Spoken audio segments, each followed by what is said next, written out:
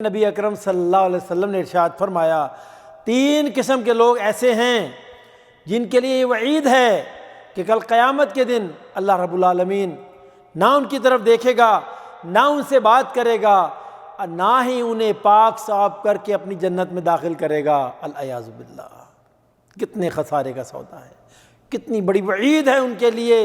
اللہ اکبر، اللہ اکبر۔ اور ان کے لیے کیا ہے فرمایا؟ اور ان کے لیے قیامت کے دن دردناک عذاب ہوگا۔ اللہ اکبر۔ اور یہ بات اللہ کے نبی حضرت محمد مصطفیٰ صلی اللہ علیہ وسلم نے 3 بار ارشاد فرمائی۔ اللہ اکبر۔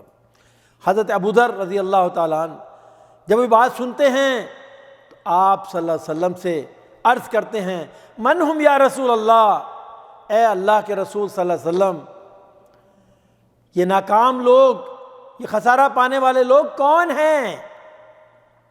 نبی اکرم صلی اللہ علیہ وسلم ساتھی کی بات کو سنتے ہیں تو جواب میں ارشاد فرماتے ہیں کہ ایک آدمی وہ جو تکبر کی وجہ سے، غرور کی وجہ سے اپنی چادر کو لمبا کرتا ہے، یعنی جو اس نے تہمت باندھ رکھی ہے، جو پاجامہ پہن رکھا ہے، اسے لمبا کرتا ہے، ٹخنوں سے نیچے آتا ہے وہ۔ اور اسی طرح دوسرا شخص کون ہے؟ اللہ اکبر۔ فرمایا دوسرا شخص وہ ہے جو احسان کرتا ہے اور اس کے بعد بار بار احسان کو جتلاتا ہے۔ اللہ تعالیٰ سخت ناپسند کرتے ہیں اس شخص کو۔ پہلا شخص تکبر کرنے والا، اور تکبر کرنے والے کے لیے وعیدیں ہیں، اللہ نے ان پر جنت کو حرام قرار دے دیا ہے۔ جو شخص تکبر کرتا ہے، تکبر کیا ہے؟ ارے یہ اللہ کی چادر ہے، کوئی اور تکبر کرے تو اللہ تعالیٰ سخت ناراض ہوتے ہیں۔ اور اسی طریقے سے احسان جتلانے والا جب کسی پر احسان کرتا ہے اور بار بار جتلاتا ہے تو سخت ناپسندیدہ عمل ہے یہ۔ اور اسی طریقے سے تیسرا شخص کون ہے؟ فرمایا جھوٹا۔ کون سا جھوٹا؟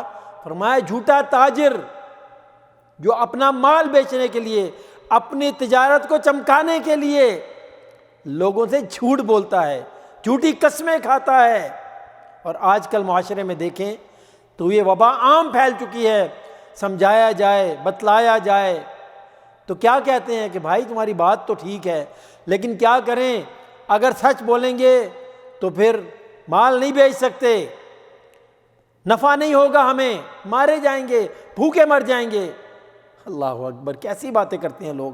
اصل بات یہ ہے کہ اللہ کو رازق کہتے ضرور ہیں، لیکن دل میں یقین نہیں ہے کہ اللہ ہی رازق ہے۔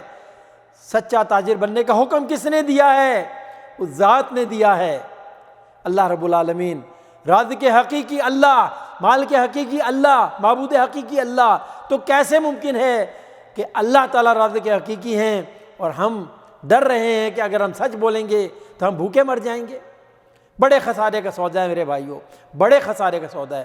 نبی اکرم صلی اللہ علیہ وسلم نے کتنی احادیث مبارکہ میں اس بارے میں امت کو متنبہ فرمایا ہے کہ جب بھی کاروبار کرو سچائی سے کیا کرو، کیونکہ سچا کاروباری جو ہے، سچا تاجر ہے، اس کے لیے بشارت ہے، کل قیامت کے دن شہیدوں میں اٹھایا جائے گا۔ اور جب شہیدوں میں اٹھائے گا کہاں جائے گا؟